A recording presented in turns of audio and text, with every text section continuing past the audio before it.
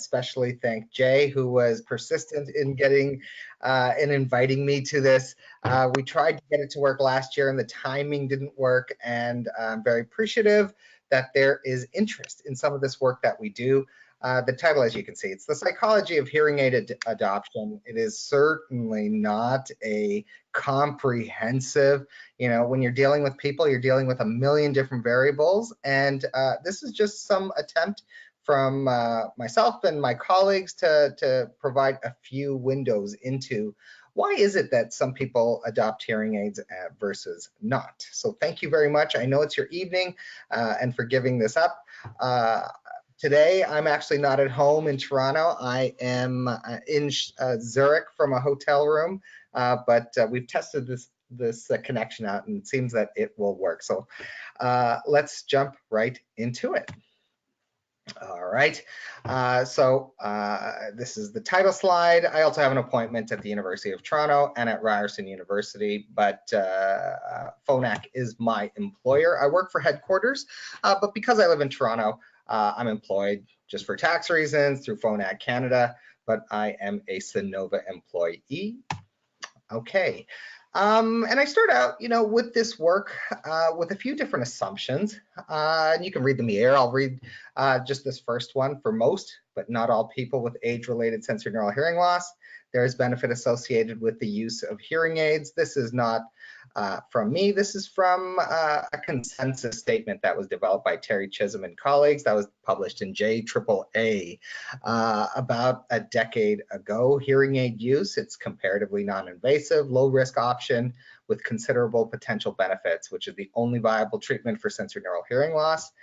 And we know that it improves health-related quality of life by reducing psychological, social, and emotional effects of sensorineural hearing loss. So we know that hearing aids, it is one of the best potential options for people with sensorineural hearing loss. But of course, for a variety of reasons, many people, they're just not appropriate candidates for hearing aids despite possibly benefiting from them. These are a couple of the assumptions that I'd like you to hold as we go through this presentation. All right. This is the question, I guess. This is the question that's been driving a lot of my work for pretty close to a decade now. What drives hearing aid adoption? And when I try to think of this riddle, I tend to think of things pretty simply. We have a potential patient. There are multiple paths ahead of him. We all know that it takes a long time to sort of get to this fork in the road, years in fact. We have data that, and pretty recent data that on average it's about 9 years. And I'm really interested in that, in that point at 8.95 years. Like, what is it what's that tipping point? What is it that steers a person to go down one path of hearing aid adoption versus it's just not the right time. So this is the moment in time that I'm very curious about. And then the other thing is, well, certainly not all the patients that come through our clinic doors are at that stage. So, in my simple mind, if you have 10 people that come into your office, let's assume that they're all candidates, they all have sufficient hearing loss, they're all been cleared, and hearing instruments would be an appropriate rehabilitation option for them. Well, there's going to be a proportion of them that know that, hearing aids, they're just not for me, but I'm just kind of in this information seeking mode. And there's probably, another proportion of them that have already made up their minds. Certainly there's things that we as clinicians could do to get in the way and actually stop their momentum down this hearing journey. But I'd like to think that there's some people, they kind of know this is the next step that they want to take. And of course, it's this group in the middle, these 3 individuals out of 10 that are kind of, well, they could kind of go one way versus another. So it's certainly not everyone, not all of those 10 people that come into your clinic that you can necessarily influence. But it's also not non-trivial. This is you could imagine if you're a clinic owner having 3 out of 10 versus 6 out of 10 sales per 10 individuals. That's a huge difference in the lives that you're doing. And really, this is the group, the ones that are at that precipice that could go down one path versus another, and they're really in this state of ambiguity. What can we say? What have we learned? What do we know about those individuals? So I'm going to provide some additional context to this question of what drives hearing aid adoption. Our field, this isn't a new question. This is an old question within our field. And minds much smarter than myself have come up with various theoretical approaches to understanding hearing aid adoption. And it's been dominated by these two models that are presented on the left, this health belief model, and then this stages of change model as well, where a person goes, for example, from pre-contemplation to contemplation to preparation, action. I won't go into the details of these three models. I'm actually not going to go into too much detail about the psychological steps of the stages of change. But the point I want to make here is that historically we have tended, oh, there we go, sorry, there's a little note here. Historically, we have tended as a field to focus just on the individual. And what we've understood from behavior change is that people live in contexts, and it's not just themselves that influence the decisions that they make, but that there's other factors. There is the self, and that's what I like about this socio-ecological model of change on the right-hand side, is that yes, you are important, that person is important, but they live in a context. And there's other people, there is a broader social context, and these are some of the things that we need to take into account. All right, I'm going to start getting into some of the background of the data that I'm going to present today. And I thought I'd start by sharing with you, this is a photo from the store, there's the corner store that my dad owned when I was a kid. It was a little grocery store. And, there was only just the one store. And, he wanted more business. So what he did, this is the actual snapshot. I grew up in Canada in the middle of the country in this city called Winnipeg that some of you, probably most of you haven't heard of, but, it's about 650,000 people. This was its daily newspaper, the Winnipeg Free Press. And I've just circled here, this was the ad that this little grocery store had called Mandalay Food Center. And there's listing of prices of various items from the grocery store. And you can imagine the marketing people in the room are probably shaking their head in disbelief. But he would have this ad, and then you would hope, okay, I've done an intervention, and maybe this will have some influence over sales. And it's kind of your classic A/B design. But a more powerful design in research methodology is that we only had the one store, and wouldn't it be nice if we had a control group? This is what was missing, as I learned as I took research methods courses many years later, is that you kind of have to have this control group. You need an intervention group and a control group, and then you've got a much more precise ability to test the efficacy of your intervention. What would be even better is if you have many more stores. If you have this many, now you can maybe do some statistical modeling. And this is certainly the direction of the world these days. Modeling is now used in virtually every business application, shopping behavior, but it goes beyond that. Political messaging, obviously relevant, banking and fraud, it starts to systems detect some suspicious pattern, and then they automatically notify you. That's certainly the case with my bank in Canada. And of course, sports analytics.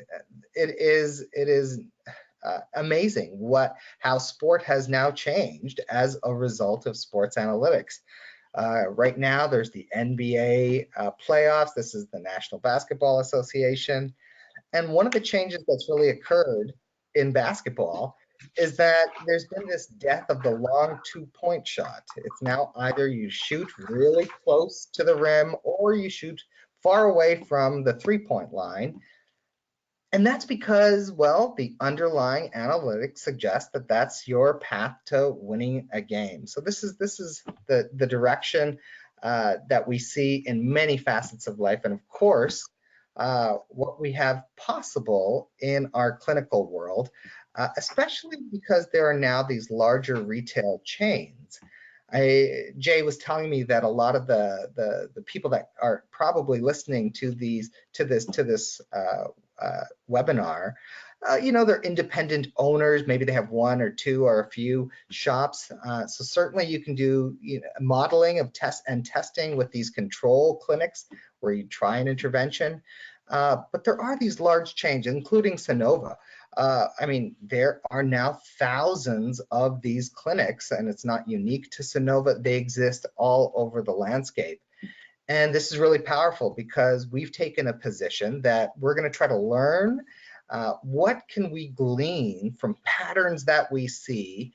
And we made a decision. We're going to share this information because, well, we firmly believe a rising tide lifts all boats. So of course, this is not news to many of you, this idea of big data, and certainly a hot topic. And if you have a kid that's going into university, they might want to consider courses in support of big data analytics. All right, so that's a little bit of context about theoretical models and the role of data in understanding the world. All right, so let's return to our question, what drives hearing aid adoption? So I've been wrestling with this question for a long time. So what you see plotted here, it's just a stylized figure. You have degree of hearing loss on the x-axis, more hearing loss to the right, and then you have hearing aid adoption rate on the y-axis, on the vertical axis. And you would assume that, well, if you got a little bit of hearing loss, you might not see much hearing aid adoption. But once you hit some critical point, Adrian Davis might consider it 35 dBHL at 2000 Hertz or something close to that. Then you'll start to see this very linear relationship between hearing aid adoption and degree of hearing loss. And it'll start to plateau because you're now maxing out on the hearing aid adoption rate. And it gets so bad that, well, now you're entering the world of cochlear implants. You know, if you have a physical deficit, well, this is what will predict hearing aid adoption because it is addressing that deficit. Well, we know that this is actually not the case. If we look at the data from the epidemiologists, you actually see something closer to this. Well, there is that similar low hearing aid adoption rate for people with a very little hearing loss, but once it starts to get pretty significant, it doesn't really jump up. It rises, and PTA is a predictor of hearing loss, but it is an incomplete predictor. And this is, to me, this is fascinating. And it's not like this in many areas of healthcare. So PTA, it's relevant, but it doesn't tell you the full story. Objective hearing loss does not fully predict hearing aid adoption. All right, well, then you might think, okay, well, maybe it's because hearing aids are a relatively new technology. That is not the case. We've had hearing aids for a long time. I'm just plotting here hearing aid adoption rates in the United States. We've had them for over 100 years. Okay, so it's not that it's a new technology. Well, then someone might say, well, okay, maybe it's because they're pretty darn expensive. And if you ask people, they report it's because hearing aids are expensive. And, you know, I think that there is truth to that. And it is clearly the case that hearing aid adoption rates in markets where you have access to free hearing aids, for example, like you do in many different countries, Australia, the UK, Norway, you do see a higher hearing aid adoption rate. But as you all know, it's nowhere near 100% for those that could possibly benefit from a hearing aid. So yes, the cost is a relevant factor, but it is also not the full story. It's one of those pieces of the puzzle. Well, okay. Well, maybe it's because people just don't adopt technology. They never adopt technologies to 100%. Maybe that's the case. And well, this is adoption curves for a variety of technologies from vacuums and refrigerators, so on and so forth. And you see really high adoption rates for many technologies, many expensive technologies. And that's certainly not what you get in audiology. All right, so do we have any guesses for hearing aid adoption? We've been trying to answer this question, and we actually have a pretty good answer in our field, and it is self-perceived hearing ability. So now we're not talking about objective hearing loss, we're talking about perceived hearing loss. This is a figure from a study I really love by Catherine Palmer in Pittsburgh. We've done similar studies. If you have people rate on a scale, this is a single item on a scale from 1 to 10, 1 being the worst, 10 being the best. How would you rate your overall hearing ability? Yeah, if you rate that you have bad hearing, you're almost certainly guaranteed to want to get a hearing aid. If you say that your hearing's pretty good, even if it objectively is, if you have elevated audiometric thresholds, but a person says on this single item, I've got, my hearing is 9 out of 10. They're just not they're not at all likely to adopt a hearing aid. And I would be suspicious of that clinician who sees that a patient rates it at 9 out of 10, and they're really pushing them to get a hearing aid because, well, they are probably not ready. This is our single best predictor, self-perceived hearing ability. And in some ways, you could say, okay, well, that is the answer to the riddle because this is an incredible predictor of hearing aid adoption. But I think it's too simple to just to say, well, self-perceived hearing ability is the answer because, well, many things feed into it, and you can see that from the odds ratios. They go as high as 3 digits, which is incredible as a predictor. So what is, self-perceived hearing ability? That seems to be the variable of interest. But let's step back and let's consider these terms. What is perception? Well, perception is what we think and what we feel. It is a psychological term. And importantly, it is what we think and what we feel. And many things feed into our perceptions.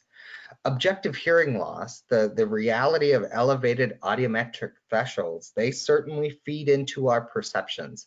But that's just one ingredient. There's going to be many things that fall into that feed into perception. All right, so many things feed into it. Well, what could that be? And for me, it's, well, what are the important things in my life that are going to influence my reality? Well, we could think about our social world. We could think about our emotional world, and we can think about our cognitive world. This is what I have down as judgment and decision making, because judgment and decision making is a critical component of ultimately why we decide one path versus another. And the rest of the talk, I'm really going to focus on these 3 pieces. We know that objective hearing loss is present. We've known that for a long time, that it is a relevant factor. But what about these other aspects that feed into perception?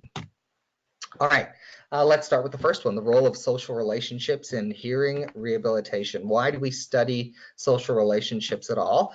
Well, humans are a pack species. We really care what others think. We might think, now I make the decisions on my own. We have these images in Hollywood of the lone wolf and how attractive and romantic a figure that is, the lone wolf. My goodness, it's in so many films. In reality, the lone wolf dies. That's the end of that story. We are a pack species. We care what others think. They shape our attitudes. They inform our beliefs.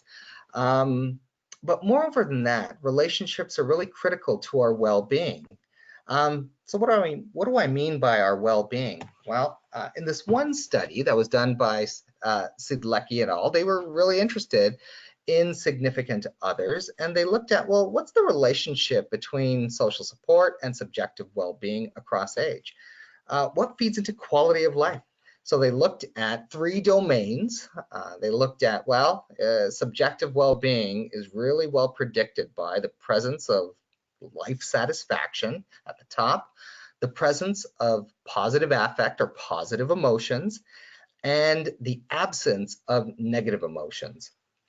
These 3 pillars. And when they looked at a number of different predictors of what is it that feeds into subjective well-being, it was a lot of social variables, enacted support, so actual support that a person has, perceived support, the belief that there's people in your pack, in your network, in your social grouping that will provide support for you, family embeddedness, actual support for positive affect, and perceived support for the absence of negative affect. These were really the big drivers of subjective well-being.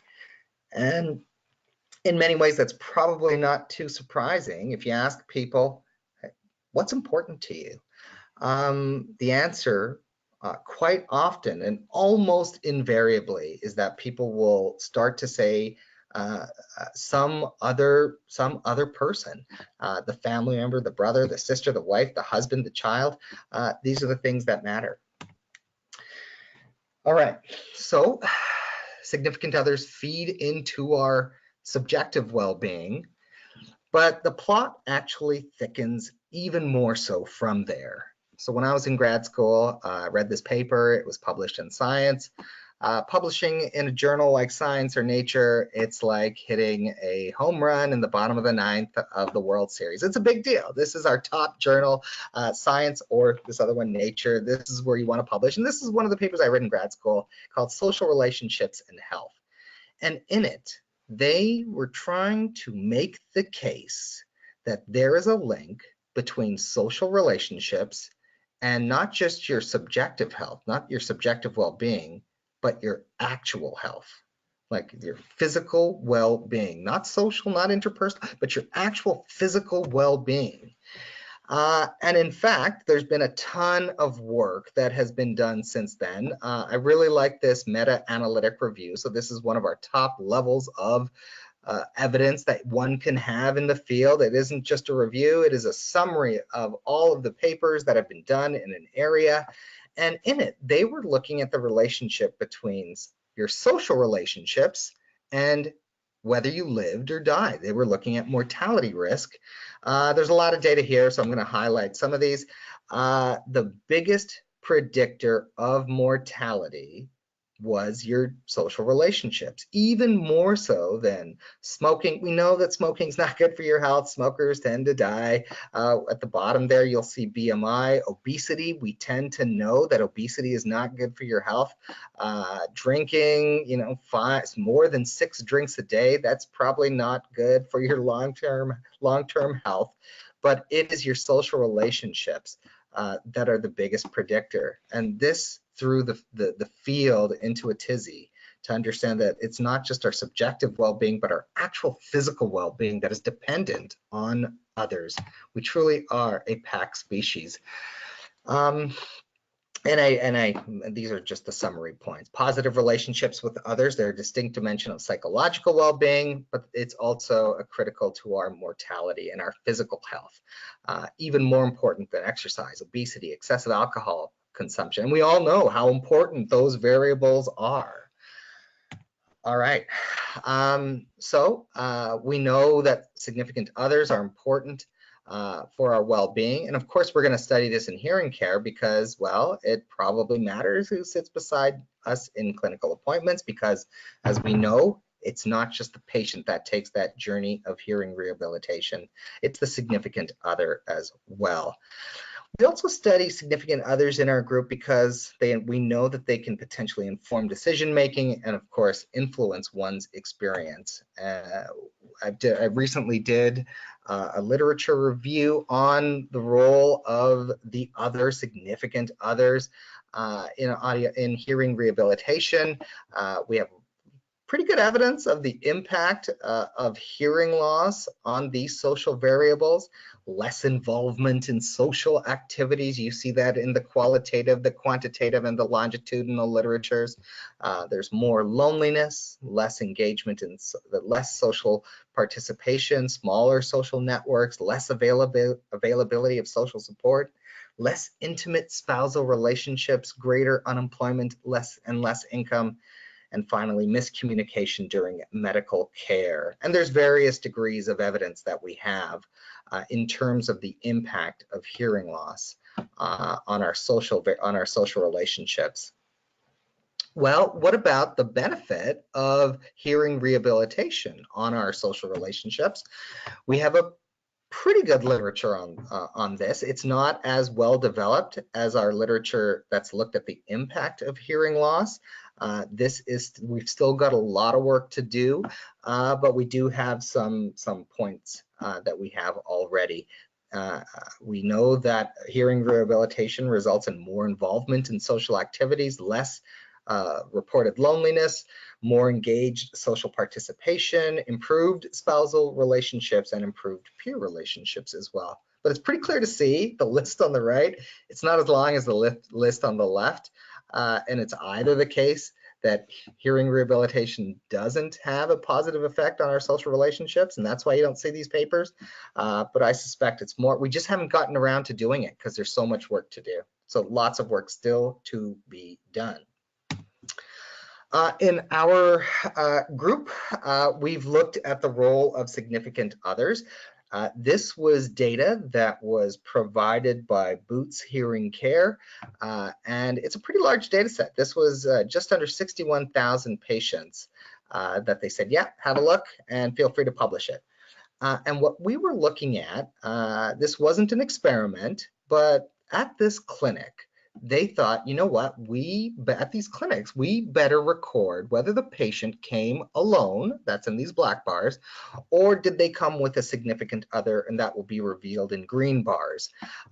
We have 3 groupings of hearing loss. Excuse me while I just take a drink.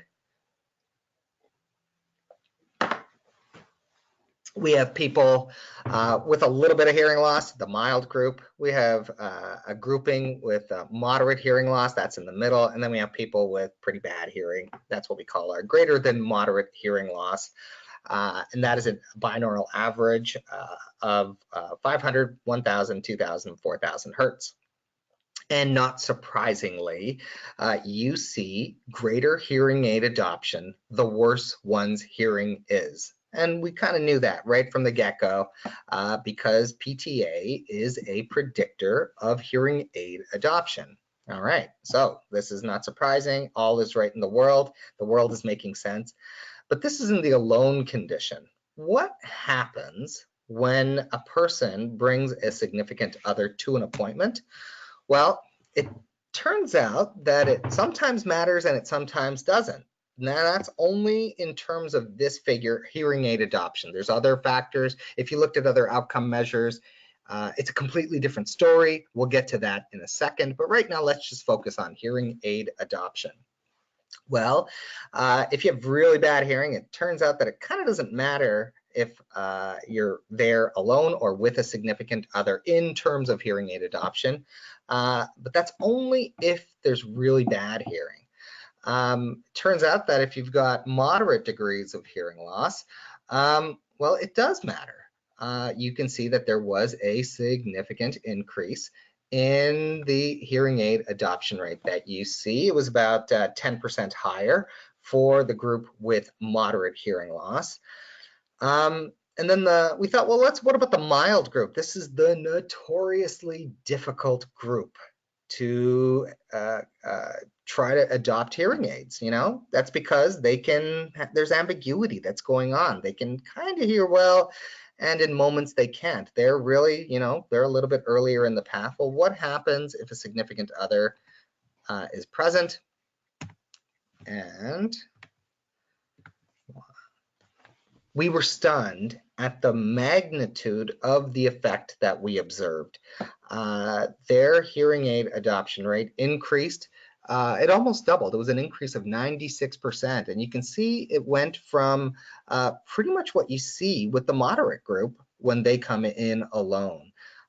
So we were stunned with that, and it was good evidence to suggest, all right, for a clinic, even if you're just focused on business outcomes, you really want to have that significant other present. All right, so that's sort of one piece. It seems to matter that a significant other is there to get a hearing instrument onto a person. Well, what about that next step? What about what if we look at outcomes if a significant other is involved during hearing rehabilitation? And this is work that I did with my colleagues Sintong Lau and my old PhD supervisor, Kathy Pecora Fuller. And here we looked at, it's very hard to measure how much actual support a significant other gives to a patient. And that's because, we don't want to follow these people with cameras and count the number of times that they receive support. So instead, we used a questionnaire and we asked patients to report, how much support do you get? How much support do you perceive? And it wasn't related to their hearing. It was just a general measure asking, are there people that take care of you when you're sick? Do you have opportunities to talk to other people about financial matters, about personal matters? It's only an 8-item questionnaire.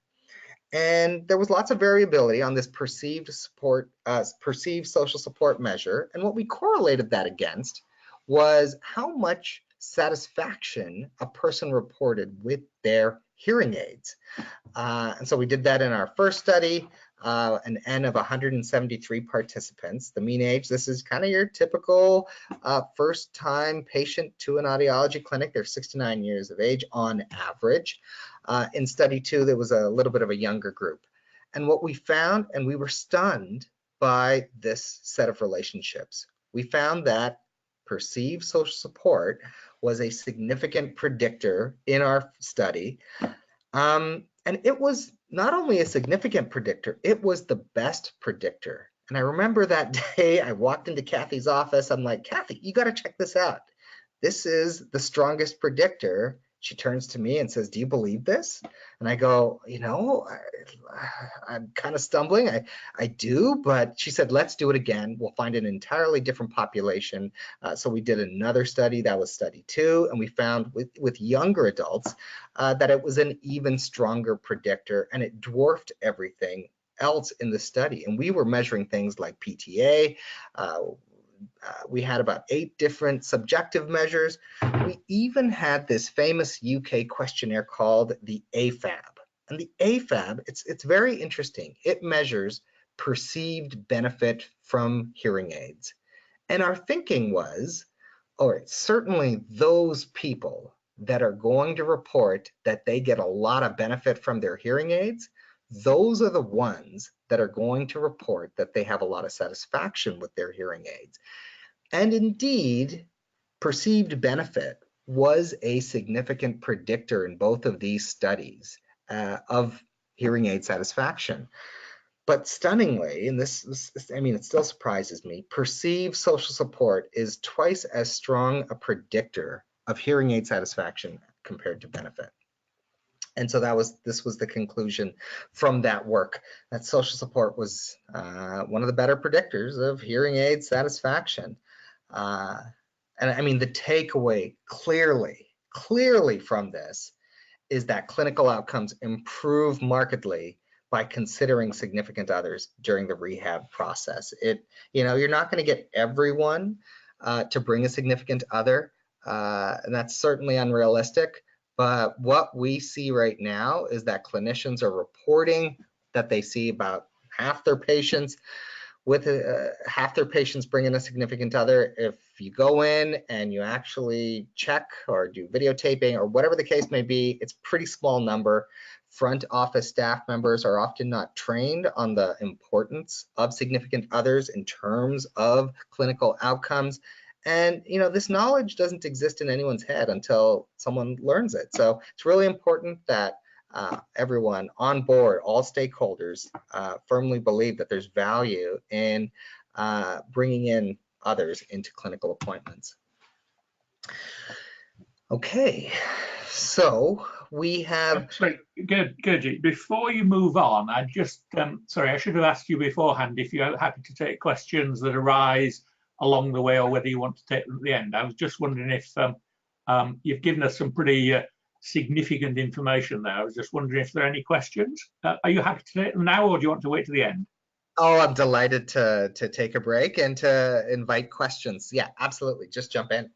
So whilst the those on the listening to the webinar are thinking about that, I one thought that came up in my mind on your graph there on the left hand side about the degree of take up in terms of the closing the sale, if you like.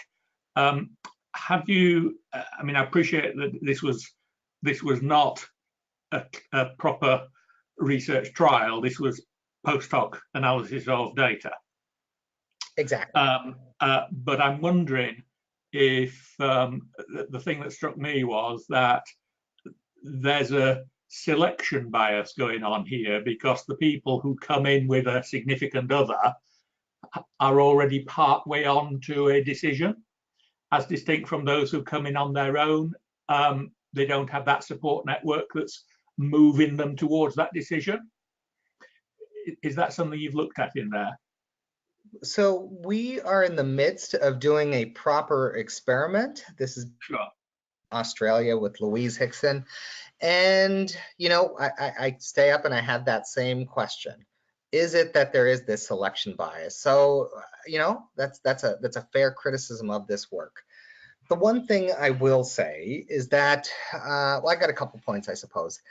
One thing is that it was policy for everyone to be asked to bring in a significant other. So it wasn't solely the case that it was those that were further down the journey that likely brought in their significant other, because there was this policy of, hey, let's ask patients to do this.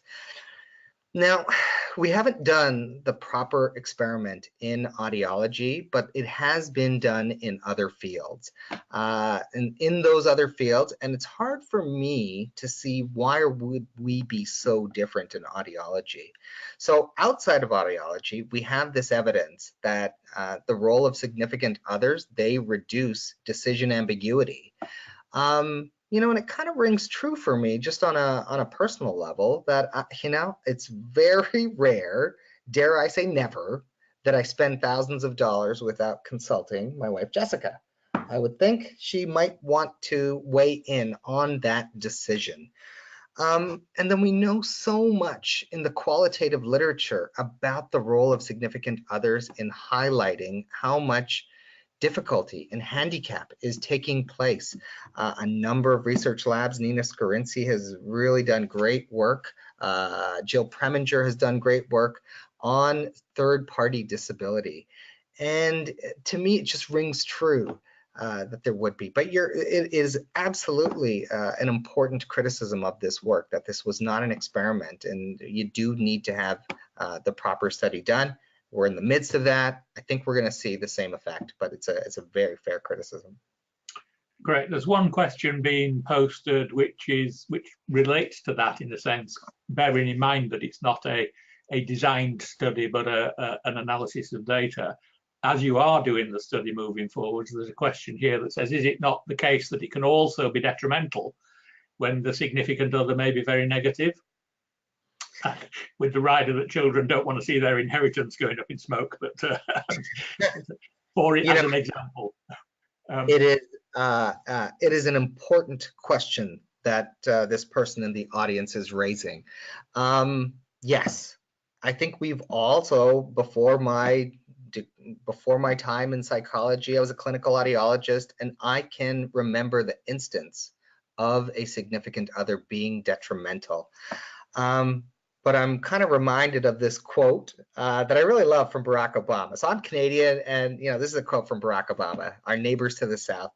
And he said, don't let the perfect be the enemy of the good. And yes, it is going to be the case that sometimes that significant other is going to really mess things up. And I would take your cues from the patient. if you look at the math is very clear that the clinical outcomes will very much improve if you involve the significant other. But I say take your cues from the patient, because if they're really reluctant to bring in the significant other, well, we need to practice patient-centered care. And if they don't want them there, then absolutely that significant other shouldn't be there. Under those conditions, will it be the case that once in a while a troublemaker gets in? Yeah, probably. But I wouldn't let that be the enemy of the bigger win, and that's to have that significant other there. And that's where I've landed on this. Sure, that's very helpful. Sorry to interrupt you there, but I thought you might want a little break, and certainly give people a chance to chip in there before we lose the importance of this point that you're raising about the unexpected strength. I mean, in many ways, I don't personally, I don't, and I'm sure many of the my colleagues who are actual in practice on a regular basis will be, this is something they will be aware of, but perhaps not to the measured extent that you're sharing here. Yeah, you know, we all kind of knew that it matters. We didn't know just how much it mattered and for who it mattered. And it turns out it's more than we thought. Yeah, that's really helpful. So no other questions at the moment. So let me invite you to continue from there, Gurjit. Thanks very much. Thank you. Okay, next we're going to talk about the role of stigma. We're not going to spend a lot of time on this. You know, there's various definitions: a mark of disgrace associated with a circumstance, quality, or person. And, you know, I call it gospel in hearing care because it's pretty much accepted that there is a stigma around something related to hearing care, and that's what's preventing uptake of hearing rehabilitation. And then I thought, okay, well, let's look at the data. And I haven't actually found a quantitative paper looking at stigma in audiology. There is lots on stigma. Don't get me wrong, there's lots of qualitative data, but we still need to build that evidence base of quantitative data, and then certainly there's just no experimental work on the topic within our field, but this will change, so stay tuned. This is going to be one of those horizons that you're going to hear more about over the next few years. We did some work looking at the relationship between stigma and perceived hearing loss. We published this a few years ago, but we didn't look at hearing aid adoption in this paper. But we do have a study that's going on right now. We're investigating the relationship between stigma and hearing aid adoption. We're thinking about different sub aspects. Is it stigma just related to becoming an older person and aging? Or is it, you know, and that variable has nothing to do with hearing loss. It's just that people don't want to appear older. Does that have a relationship to hearing aid adoption? Or is it something more directly related to hearing aids themselves? This is an ongoing collaboration between one of our network of clinics. This is Connect Hearing Canada. And they have graciously agreed to share this data as well. And this is a partnership with the University of Toronto. So stay tuned. I just got the data set, and it's on my to-do list now to analyze this data, but we have data from almost 3,500 people in clinics that have filled out questionnaires. These are patients that have never used hearing instruments. They agreed in the waiting room to fill out some questionnaires, and then we tracked these people over time, and we're going to see who adopted a hearing aid versus not. So stay tuned.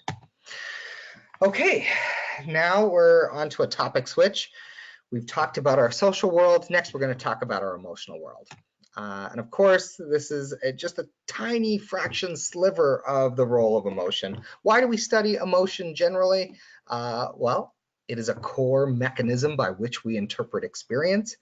It's critical to social communication. And this last point, which might be new information, because we kind of have a sense of these first two bullet points, is that maybe there's a relationship between emotion and behavior.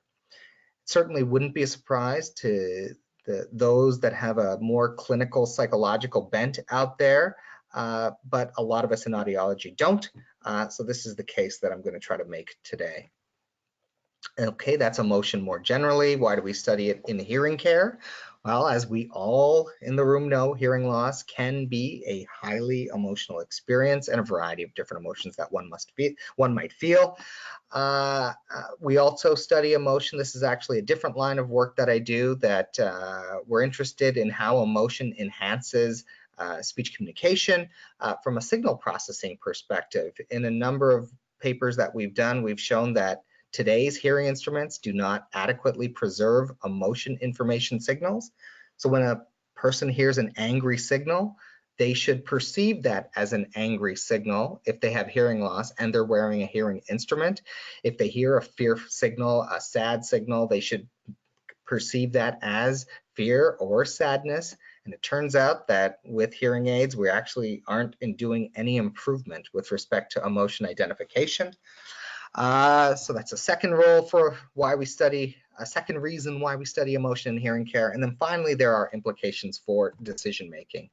There has been some past studies on emotion in hearing rehabilitation. This is just one finding that I want to draw your attention to. Mental health outcomes are poorer in patients with hearing loss and their significant others.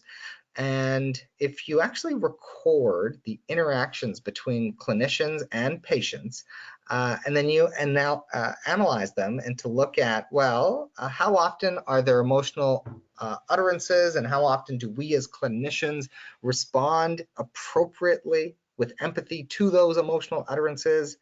It's not a great news story for us in audiology. We're doing a pretty bad job of being attuned to our patients, and this has to change.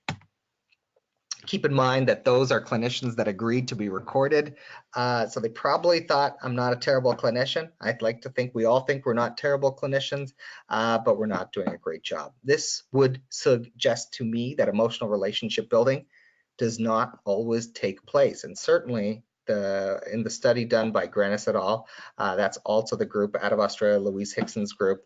If you videotape these people and look at their utterances, it's just not taking place, which is a shame. And that is not an indictment of you, that is an indictment of us, myself. We are, maybe it's in our training, maybe we're not used to it, maybe we're not videotaping ourselves and looking at the videotapes. We might actually be feeling this internally, but we're not communicating it adequately. Clinicians in other fields, speech language pathology, psychology, they actually look at videotapes of themselves. And I think maybe that's one possible direction for our field in universities. But right now, the data seems to suggest that emotional relationship building is not occurring. And I think we feel this, it's just not taking place for some reason. All right, so there's this book called Descartes' Error, and it's pretty interesting.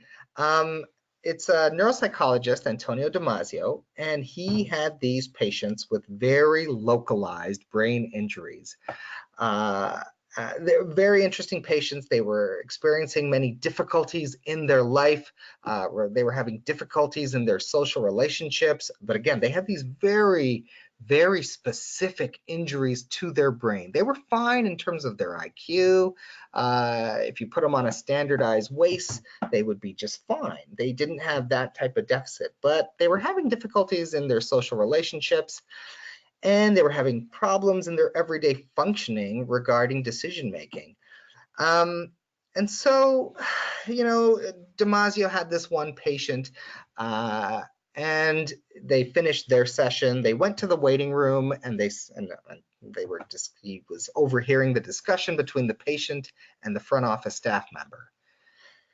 And the front office staff member said, well, next week, do you want an appointment in the morning, or do you want an appointment in the afternoon?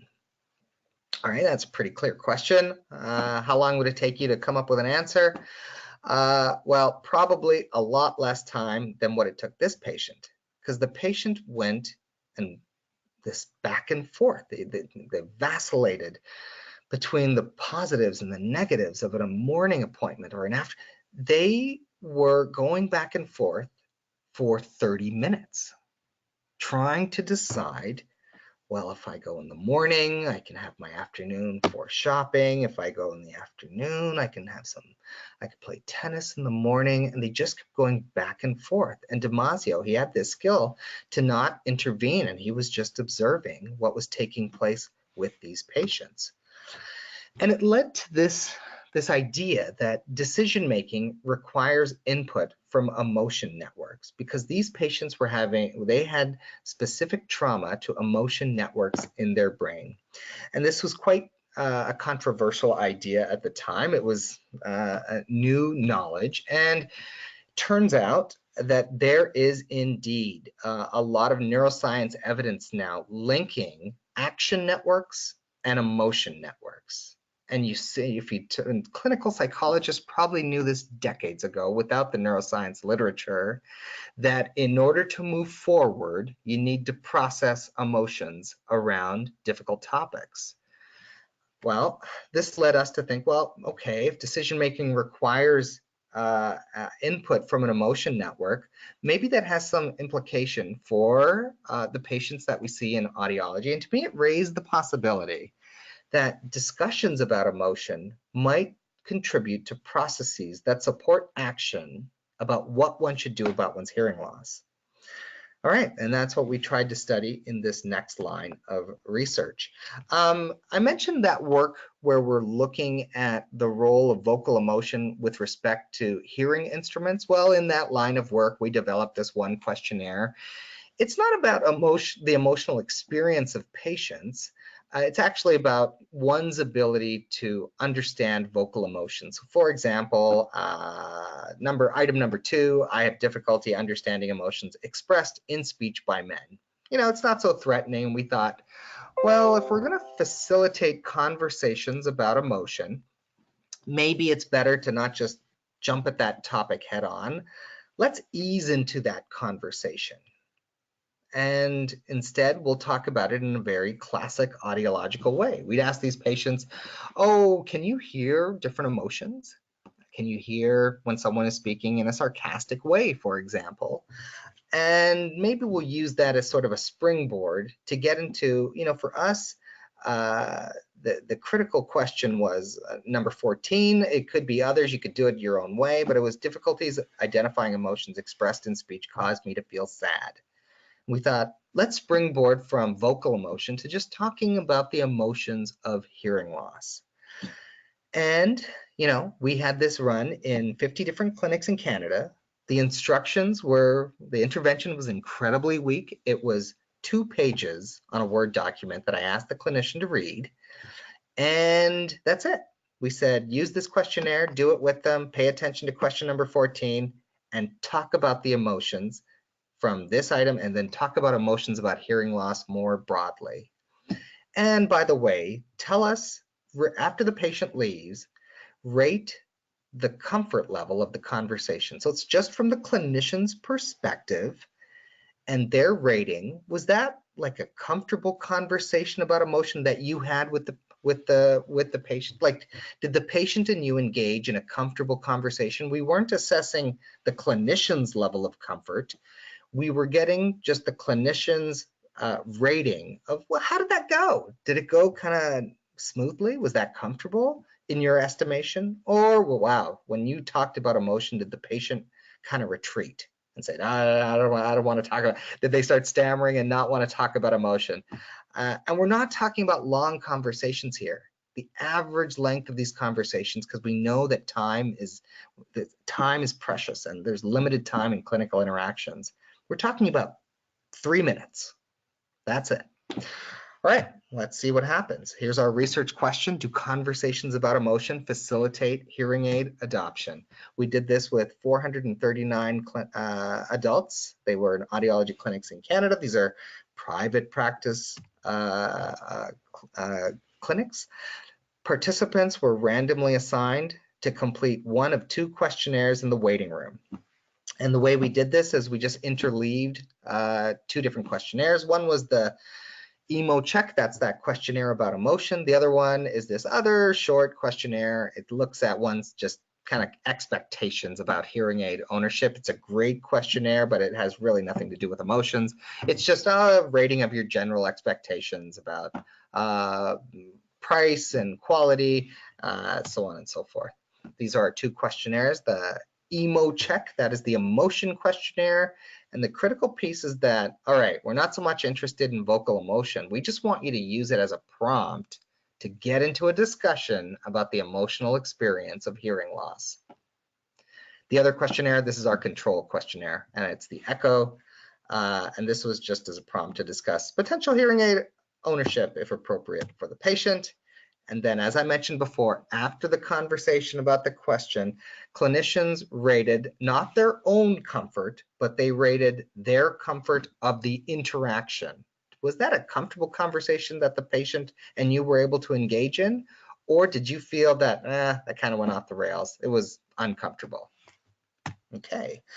So we have about the same number of people in each of the conditions. They're pretty similar in terms of age, sex, and hearing loss. There's the details. You can take a quick peek and let's see what happened. All right, so the red line, that is our hearing aid. That is our echo or expectations condition. The blue line is our emotions condition. And on the y-axis, the vertical axis, we have hearing aid adoption. On the x-axis, we have just the comfort level of the conversation. Now, all of the points on the red line are flat. Those are not significantly different from each other. But the endpoints on the blue line, this was counterintuitive to us, is that they're both significant. So if you were to average all of this, it actually has the same hearing aid adoption rate between the two conditions. The interesting part is that you get a significant increase as well as a significant decrease depending on how the conversation went. If there was an uncomfortable conversation that was taking place, people actually retreated and they adopted hearing aids at an incredibly low rate because we're interpreting this, they were kind of threatened. If we look at if the conversation went well, they're actually proceeding forward at a higher rate. They were comfortable, they were processing, and then they made this decision. Is kind of our interpretation. We don't know what mechanisms were going on. We don't know what the conversations were about. Remember, all this was a 2-page intervention we asked clinicians to read. We asked them to have a conversation and then to rate it. For the blue line, hearing aid adoption increases if there's comfortable conversations about emotion, but it also decreases if there's an uncomfortable conversation about emotion. So this is pretty new data that we have from our group. And here's the interpretation. Well, let me just move forward through these slides. Discussions about emotions were associated both positively and negatively with hearing aid adoption, and it just depends on one's comfort of the topic. And this was just assessed by one of the two actors from whom we could get ratings, but methodologically we could only get it from one. And what this suggests to me is that, well, we need to be better attuned with sensitive topics, including the emotions surrounding hearing loss. And then I looked in the literature for something, well, do we see this elsewhere? And this is where, I saw this model and it just clicked for me, this 3-zone model of patient-clinician relationships. And they talk about these different zones. And this is not to do with audiology. This is in psychology more generally, counseling psychology more generally. You kind of have these different phases of therapy. And I don't know if anyone's ever gone to a therapist or if they know about the process, but there's kind of this initial phase where you're kind of just getting a little bit comfortable with that clinician. And then you move on and you start talking about the issue that brought them there today. And those conversations start to get challenging. They're threatening, right? Because it's a difficult thing that's going on in your life. And what often happens is that, well, if you can sort of continue and fight and work, because therapy is work, then you can sort of move forward to this get help zone. And at other times, it can be pretty threatening. And so, you know, the patient kind of retreats back and maybe starts to deflect. They start rationalizing. They go on to other topics. They maybe even start canceling appointments, and they retreat because they want to get back to something that's more psychologically comfortable. And that's what we think is happening in the data around emotional conversations with patients. We talk a little bit about this in this you can find on the internet. This is family-centered audiological care, emotion and reason in hearing healthcare. That was published a couple years ago now. Gurjit, All can right. I just step in again, because I think this is remarkably fascinating how that leads to the decision making. Are you familiar with the work in it's basically in the behavioral economists these days? You can get better grants if you put the word economy on what you're doing. So it's basically sociology, but it's called behavioral psychology. And there's a significant amount of work on priming, that if you the impact of a conversation before you reach the decision-making process has a dramatic effect on the outcome of decisions. You know, certainly I am not an expert in behavioral economics. There's these famous psychologists, Danny Kahneman and Amos Tversky. Yeah, indeed. Dan is one of the men that I was thinking about, but there's a wider group than that. But the work on and I'll send you something after we've finished. But it seems to me that there's a degree of priming going on as well, because the very act of going through that questionnaire is leaving you in a particular mood and priming your willingness to move on. I think priming is a highly relevant topic. I'll do a little bit of this humble brag right now. So before my audiology degree, I did a social psychology degree. It was in a decision-making lab, and the grandfather, so my advisor's advisor, was Amos Tversky. And that's a fun little fact. So I was exposed to these ideas, and I think there's so much that we can apply to audiology, and we're just at that starting point. We're going to see lots of this work. This group in Australia, there's 5 of them in that research group. They have made behavioral decision making one of the core tenets that they're going to attack. So we're going to see these papers, and it's going to be, I think, really great news for our field. Sure. Just in terms of just reinforcing that for those listening, clearly some important material can come out here that helps get people in the right mood for making a choice, which is clearly the message you're giving. But it's there's a lot of supportive material out there around, particularly from the Behavioural Insights team that supports government policy. In how do you influence public policies by creating policies that are more likely to be successfully adopted, rather than those that are so often ignore the reality of the world that they're trying to impose them upon. You know, there's wonderful TED Talks. One of my close colleagues, he was telling me about work from Dan Ariely's group, and they've done some great work on opt-in versus opt-out as an automatic choice in terms of organ donation, and we can really design societies to take advantage of the fact that we have these natural biases. I think the long-standing story is that we are ourselves in control of all of our decision-making, and we know that is not the case. There's these other factors that influence it, including context and priming, just to name a few. Yeah, sure. Sorry to interrupt there, but I just really wanted to reinforce that for everyone, that there is so much power behind what you're saying here that we need to explore it a bit further, I think. I'm happy to also take any questions. Any other questions? There's a couple of other questions and comments. that's come up. One referring back to the that point about the impact of the significant other on uptake for mild hearing loss. The question really is, do you think that's saying that we need to strengthen focus on early onset and getting people early enough, because you can have that big impact at that point in shifting opinion and shifting decision making? Yeah, it's a great question. You know, the earlier the better. I think we're gonna get increased clarity on the relationship between addressing hearing loss earlier. I know mild hearing loss has been a topic that's emerging in the literature. Anything that can be done. I mean, from a public health perspective, if you can even increase by 1 year adoption rates, we think that will have broad implications.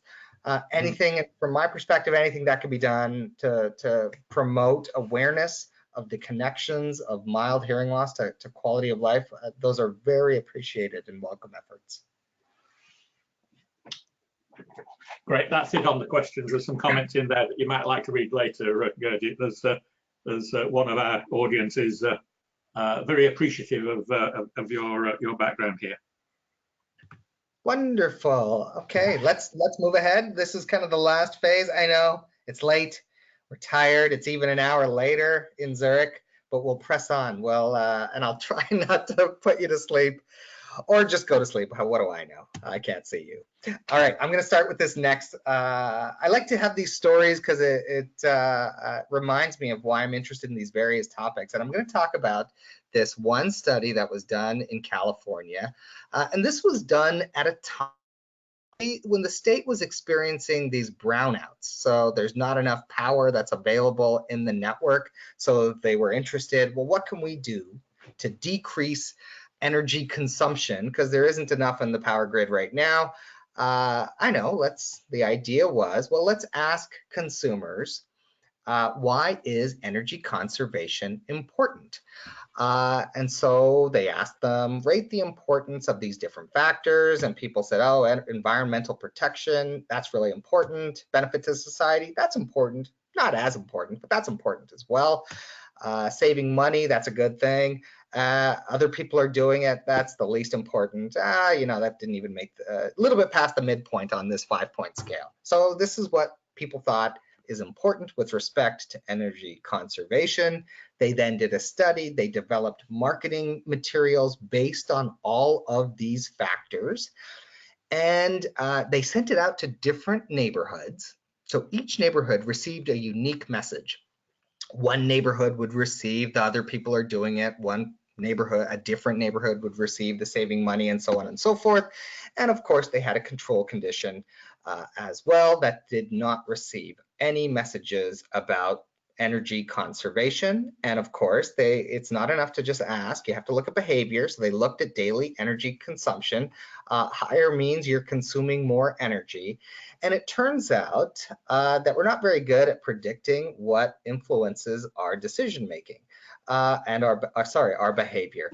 There was a significant reduction in energy conservation with all 4 of the messages. So these are all good messages, but they didn't realize, if you look at if you have a message that says, this is how much energy your neighbor is consuming, that was the strongest, that had the strongest effect on actual energy consumption. And what this highlights is that, well, you know, there's a disconnect sometimes between our personal theories and our actual behavior.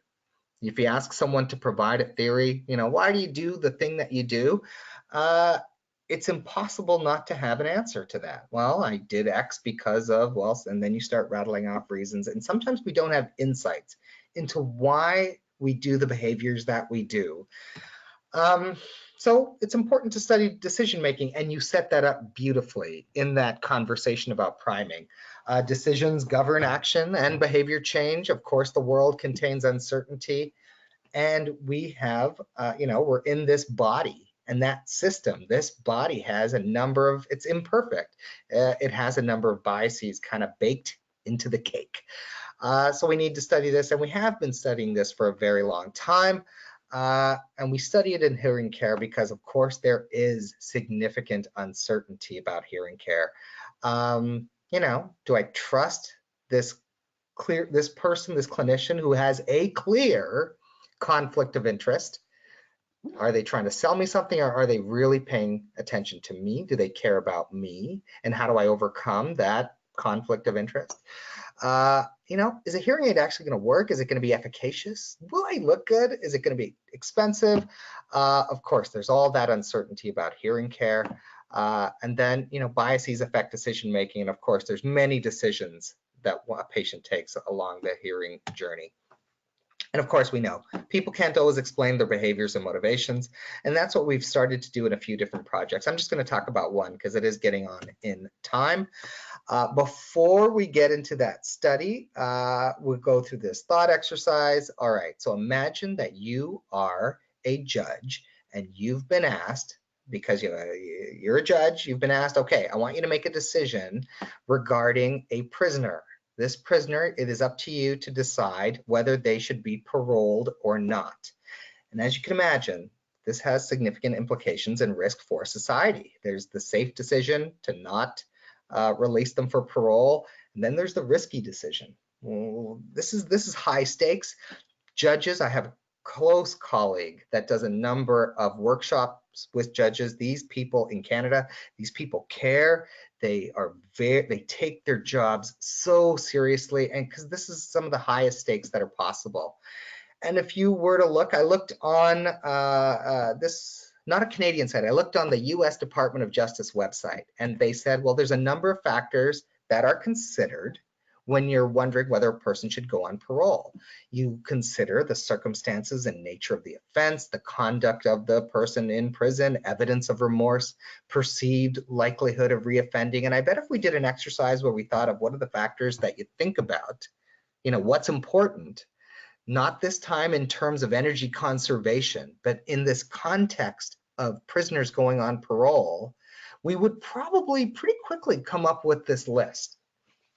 All right, so that's the background. Well, there was a study done.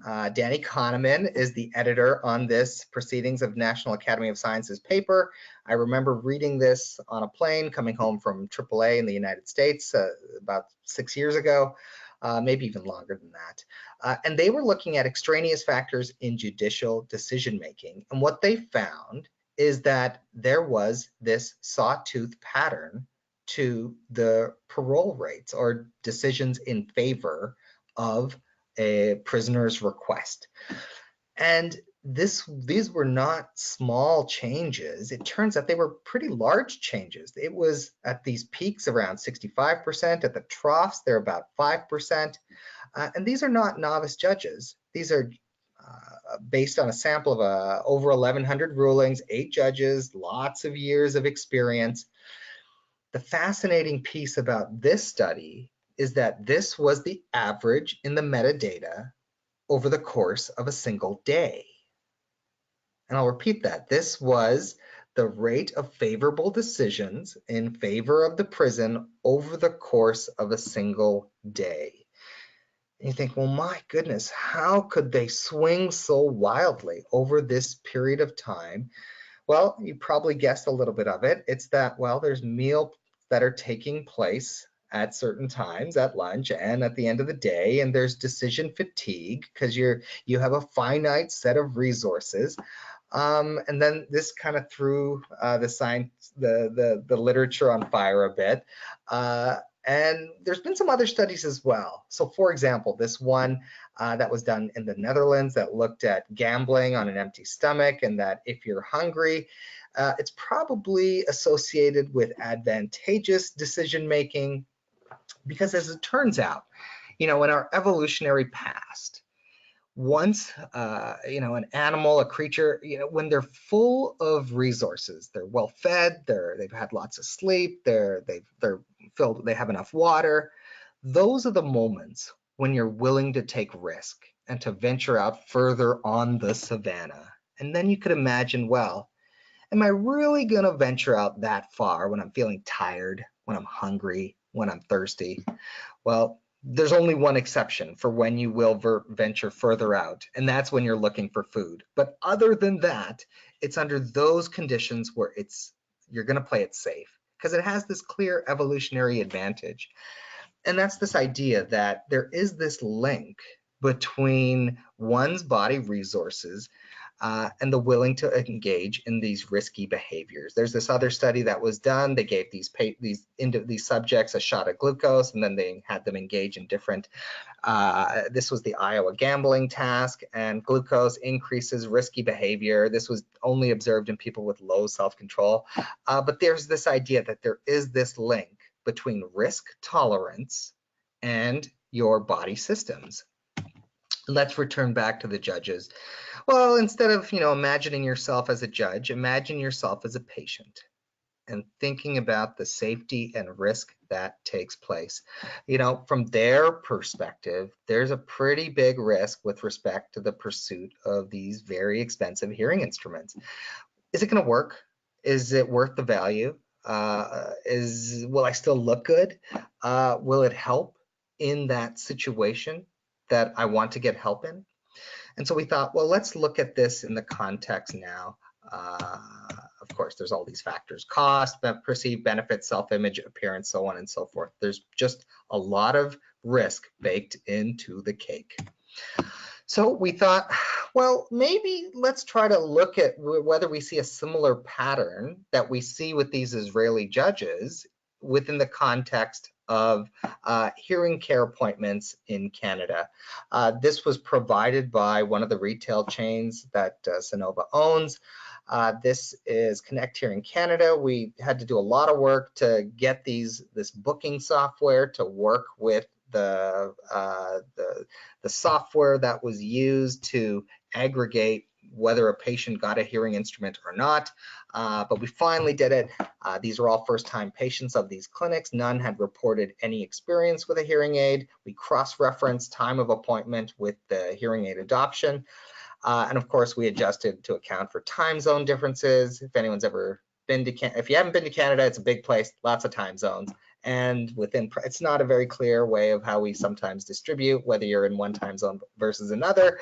But we think we've taken account of these different factors. And then we thought, all right, let's take a look at what the state of affairs is. This is a complicated graph. Let's just focus. We have time of day on the x-axis. That's very clear.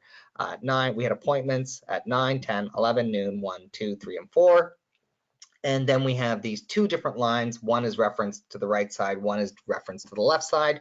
Let's focus on the solid line first. That's age. That's referenced to the left. You can see we have a pretty similar age group across all of the appointments. It wasn't the case that different age patients were coming for some appointments versus another.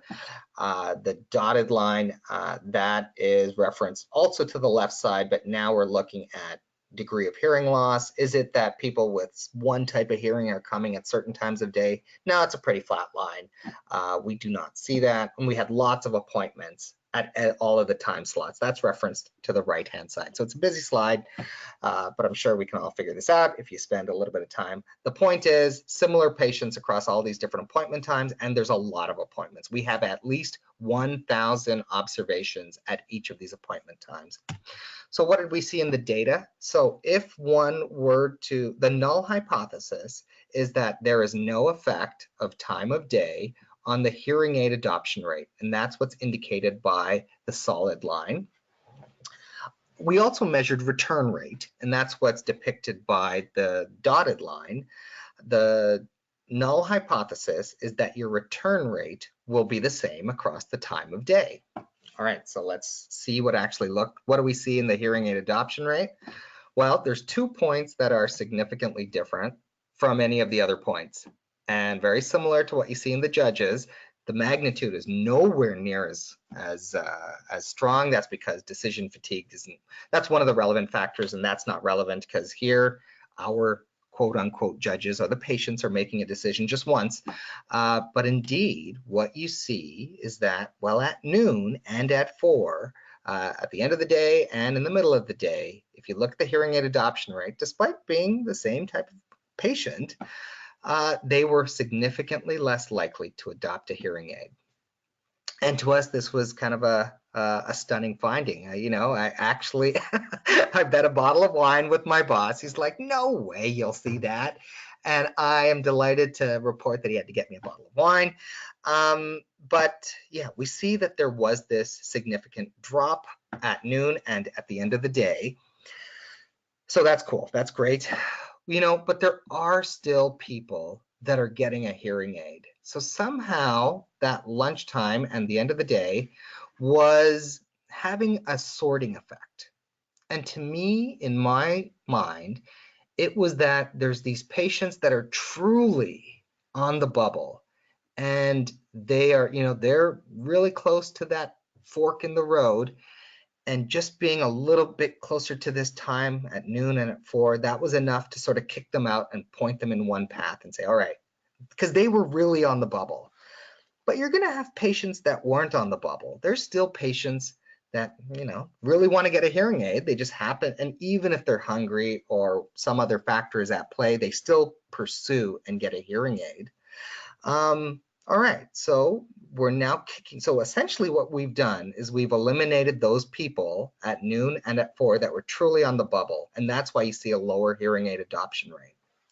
Well, if that's the case, and you have people at noon and at 4 that really, despite being hungry, they're whatever the factor that's at play, they still wanted a hearing aid and they got one, what would you expect in the return rate? Well, these two groups, the noon and 4, they're the ones that really wanted their device. And it turns out that there's 2 significant points in the return rate. And exactly those 2 groups that returned their hearing aids at a lower rate as well. And we were pretty stunned by this. You can read more about it. It's a paper we published last year in Trends in Hearing. We made it publicly available in terms of the pricing. So even if you don't have a license to go to Trends in Hearing, that particular paper will be available for free. We said, let's look at we didn't talk about this in the paper, but we looked at another country because we thought, is this kind of a North American effect? Will we see it in another country? We went to Belgium, quickly looked at their data. Very similar pattern as well. It was delayed a little bit. It was not just noon, it was closer to 1, but it is what it is. Maybe there's a difference in eating patterns. I'm not an expert in Belgium, but we again see that pattern, that there's this kind of rejuvenation that takes place after at the start of these morning sessions and afternoon sessions. And of course, there is another important caveat, is that we're not randomly assigning people to these appointment times. It's not strong evidence because it's non-experimental data. Our group, it's not big. We don't have the ability. We don't own those thousands of clinics. Those are independent. They're within Sonova, but we don't have control over what happens in them. So it's non-experimental data. It's retrospective. It's kind of weak. So there's criticisms, and there's many different alternative explanations. Maybe it's the case that patients are less likely to adopt hearing aids that they schedule. Maybe it's that they're scheduling appointments at noon and at the end of the day, and that really they might be similar in terms of age. They might be similar in terms of degree of hearing loss. I don't think this I kind of reject this alternative. I don't think that's actually the case, that somehow these are special, because I might have thought maybe they're the workers, right? And they're younger, but we don't see that in the age data. Well, maybe it's actually the case that we see a similar pattern here that we did see in that paper by Danziger, that you're just kind of less receptive to take risks when your body resources are low. I think this is a possible interpretation. I don't know what's actually the case. It is a non-experimental study, but maybe this is the case. And then this last one, there's another possibility. And this kind of keeps me up because I think it's kind of possible too. Because I was a clinician, and maybe it's me. Maybe it has nothing to do with the patient. Maybe it's just that, I'm just slogging along here and I get tired and it's noon and I'm just not giving it my all. I'm not present. I'm tired. I'm hungry. It's not that the patient's hungry. Maybe it's me, and I'm performing optimally. And I've got my mind on my lunchtime burger or whatever, my sushi that I want to eat. Maybe I'm thinking I want to leave for the end of the day and I'm not giving it my all. And that, I think that's a real possibility. Again, this is a non-experimental study. We threw out all of these potential explanations. An experiment would sort this out. And unfortunately, we're not doing this experiment but it is great. I would love for someone to do this. If you want to read more, you can go to it. Here's the paper, Time of Day and Hearing Aid Adoption. And that's pretty close to the end of my my presentation here. Hearing aid adoption is low. Objective hearing loss, it's a good predictor, but it's not a great predictor. A much better predictor is perceived hearing loss, and we should measure this and be attuned to what we see. If someone's not perceiving that they have a hearing loss, there's some things we can do. Maybe if they're 5s, 6, 7, somewhere in the middle of that scale, they're at a 10. They think that they hear great. Good luck to you. I don't think you'll be able to get a hearing aid onto that individual, and I wouldn't focus my time there. I think from my perspective, it's important to think about the factors that contribute to perceptions of hearing loss. If we really want to move the yardsticks in terms of hearing aid adoption, and to do that, I think you have to take a whole person perspective. Think about their things that are important to them, their social world, their emotional world, and their cognitive world. Thank you so much. If you ever have any questions, you can just email me, gurjit.singh@phonak.com or sonova.com, or you can use my U of T address or whatever the case may be that you find on the internet. It'll come to me. And I think we might have some time for questions. And of course, there is an upcoming Congress that I want to mention as well. And I will have this one. This one is Friday, the 21st and 22nd in June in Coventry. I haven't been there, so can't make any comment about Coventry. There is a Friday in-depth workshop Saturday, a great lineup of speakers, and an exhibition. Details can be found at, and I'll leave this one up. Brilliant. Well, thank you ever so much, Gurjit. That was fascinating. It seems to me that you've opened up lots of tasters for us and leave us wanting more, which is always a great position.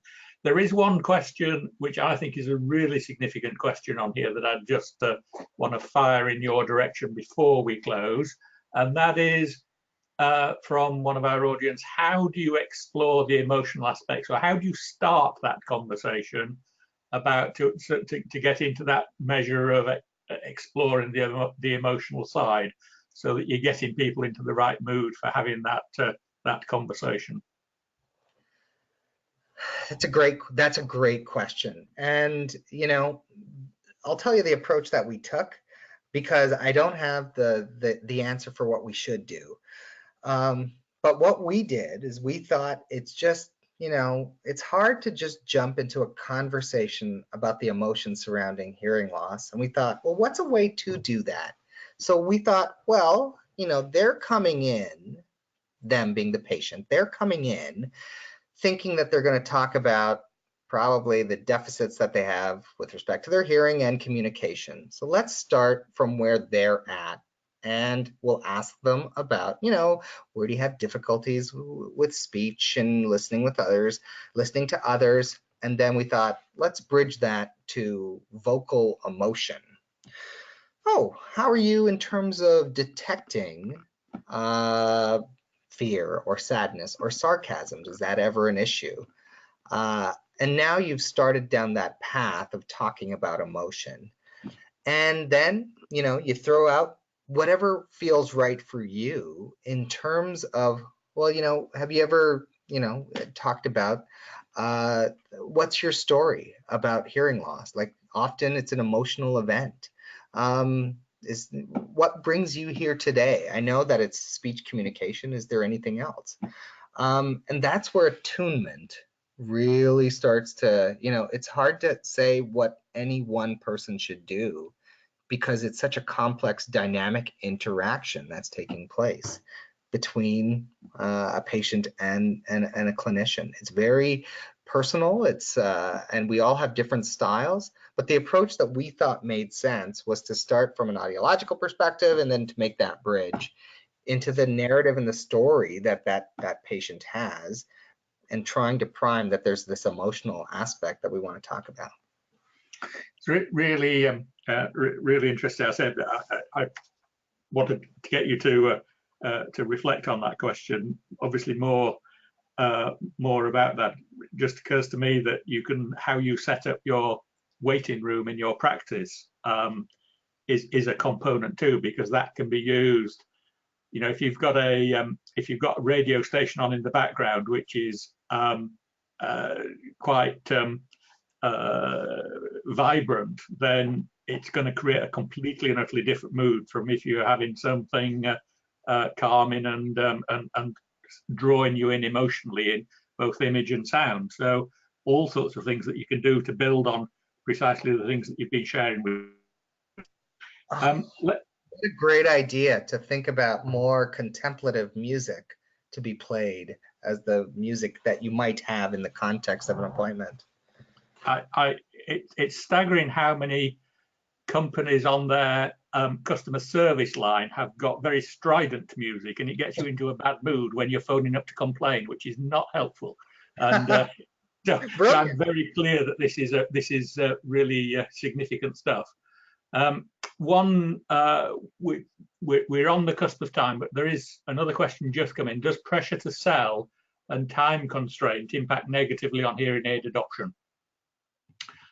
Because it takes away from the emotional relationship building. That's another question that's just come in.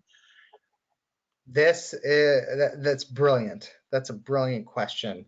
From my perspective, yes. You know, we are, and now I'm kind of talking right off the rails, but in many ways, I feel like we're very dangerous. We're at a very dangerous time in audiology. You know, you think about the broader context. You know, what do they say about capitalism? It's the worst system except for all of the others.